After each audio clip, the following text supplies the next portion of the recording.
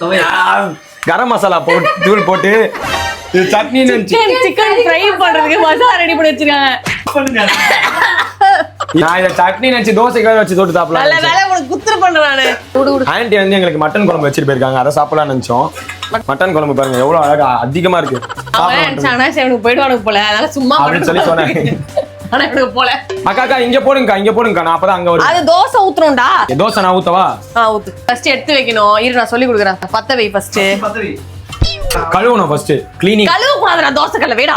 கழுவாமையா சாப்பிடுவீங்க உங்க வீட்ல? தோசை கல்ல கழுவிட்டு ஆனியன் சுத்தணும். காலையில செஞ்சு வச்சு கழுவி வச்சதான், அதுக்கப்புறம் செஞ்சதை திருப்பி பல்லி ஏறி இருக்கும். அப்புறம் பல்லி ஏறாதா?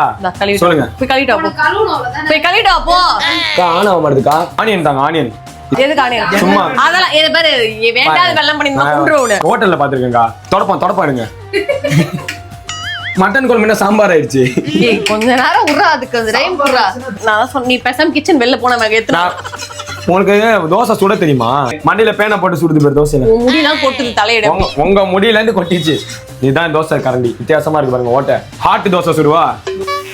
ஹாட் தோசை வேணாவா? நீ சுத்து முதல்ல டப்புனு. கல் தோசை போதும். கீ வேணுமா இது வேணுமா? முருகனை முறுக்கு போடலாம் இருங்க. ஏய் அதெல்லாம் எங்க வீட்ல இல்ல. இருக்குது அப்போ பச்சை புழுகள் நாங்க வருது. ஓட்ட வளலாம் இருக்கு. குழம்பு மட்டும் சூடு பண்ணிட்டு ஒரு ஆக்டிங்க போட்டு பேர் அப்படியே.